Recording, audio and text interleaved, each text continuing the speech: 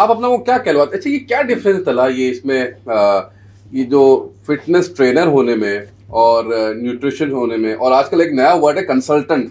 ठीक है, कंसल्टेंट भी मैंने सुना है, कंसल्टेंट एक नाम है, फिर फिटनेस ट्रेनर का भी नाम सुनने में आता है जो आपने बताया अभी, एक होता है न्यूट्रिशनिस्ट।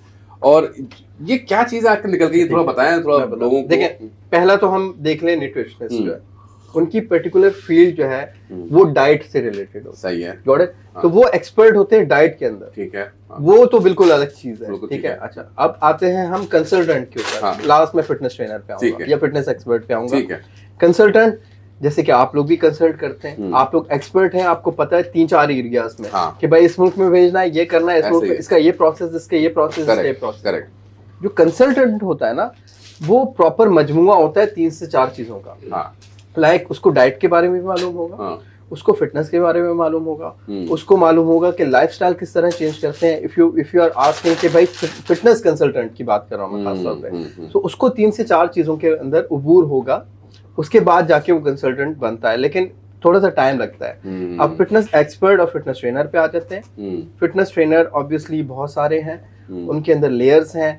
कुछ बच्चे हैं जो स्टार्ट किया है बिल्कुल न्यू, कुछ लोग पुराने हैं, एज अ ईयर बेस्ड वो अपनी नॉलेज को शेयर करते हैं। कुछ लोग पुराने जरूर हैं लेकिन वो नॉलेजेबल भी हैं, उन्होंने सर्टिफिकेशंस की भी हैं और वो अब करवा रहे हैं। जैसे मैं सर्टिफिकेशन अल्हम्दुलिल्लाह की भी है और अब करवा भी रहे हैं हम लोग। अपने जो है वो बैचेस निकलते हैं। हम ग्रेजुएट यूनिवर्सिटी से भी पढ़ा चुके हैं। ईसा लैब, जो डॉक्टर फरहान ईसा है, उनके साथ भी मिलके एक सर्टिफिकेशन हम लोगों ने की थी डेप्वा के नाम से, जो कि सिंध टेक्निकल बोर्ड से सर्टिफाई भी थी, हमारी फिटकॉन से सर्टिफाई भी थी और डॉक्टर ईसा लैब से भी सर्टिफाई। तो 3 जगह से सर्टिफिकेशन। तो देयर इज डिफरेंट क्राइटेरियाज कि कंसल्टेंट अलग है, डाइटिशियन अलग है और फिटनेस ट्रेनर अलग है। फिटनेस ट्रेनर का जो काम है ना, वो बड़ा क्रूशियल है।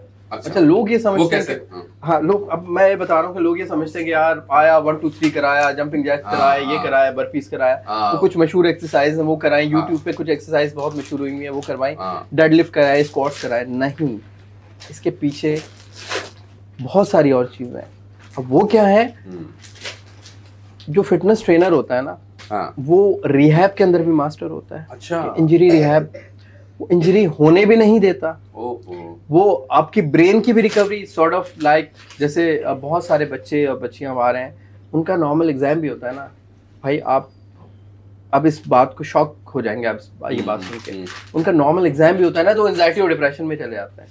मैं 14 साल का था जब मुझे पहली दफा हेडेक हुआ और मैं अब्बू के पास भागते हुए गया। मैंने कहा अब्बू ये क्या दर्द हो रहा है, यहाँ सर में दर्द हो रहा है। तो अब्बू ने कहा बेटा हेडेक होता है। मैंने कहा यार I experience first time my first headache 14 साल के। और अब बच्चों को एंजाइटी और डिप्रेशन अटैक्स हो रहे हैं जस्ट बिकॉज ऑफ एग्जाम्स।